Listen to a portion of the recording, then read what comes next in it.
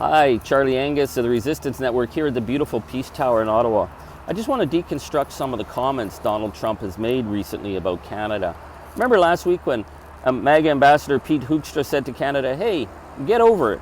America's feelings got hurt too. And no, Donald Trump's not threatening your country. And right on cue, Donald Trump threatened our country. Well, it wasn't so much a threat as an offer of a protection scheme. Donald's obsessed with this golden missile defense scheme. He wants to put $175 billion worth of American money into drones and satellites, into missiles to be able to shoot down anything that comes over American airspace. It's really like an updated version of Ronald Reagan's Star Wars. But the idea that you can shoot an intercontinental ballistic missile out of the air has been described as like using a bullet to shoot a bullet. And the fact that ICBMs travel at 24,000 kilometers an hour, 7 times faster than a speeding bullet, means it's probably not all that doable. But the offer to Canada was this.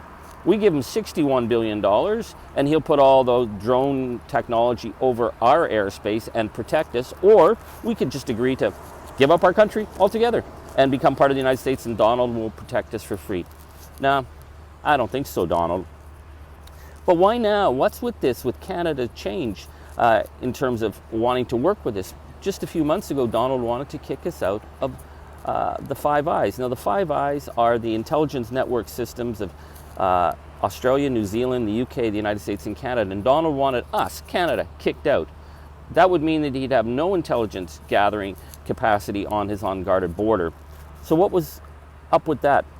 Well, one of the things that we know is that the Five Eyes played a big role in exposing Russian interference in the 2016 election that got Donald Trump elected, so no doubt he's pissed. But then there's questions about the future of NORAD. How do we maintain an integrated military system in the far north with an ally that is no longer an ally? And Donald Trump has been making it very clear in undermining NATO at every step of the way and helping Putin that the traditional NATO alliance is now under threat.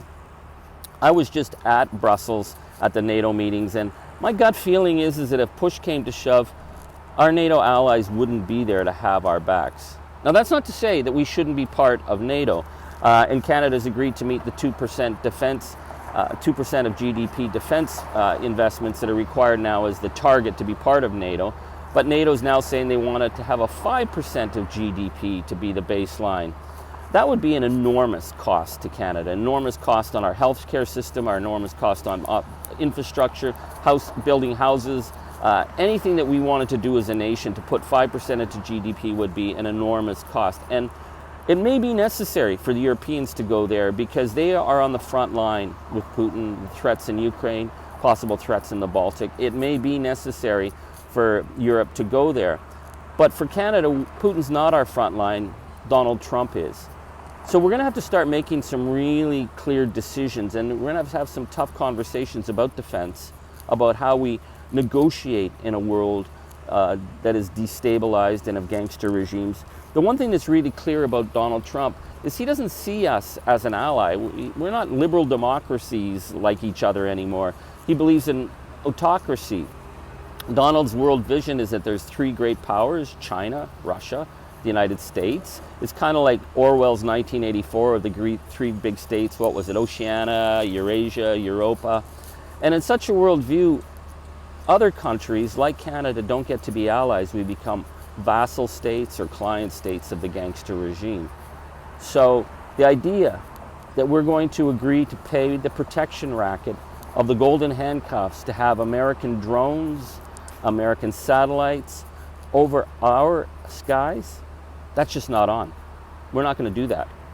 But what we do need to do is have a real tough but fair Canadian discussion about where we fit in a world of gangster regimes, because we will always be true north, strong, and free. And we don't need Donald Trump's golden handcuffs to protect us. We can protect ourselves. Thank you very much. Elbows up.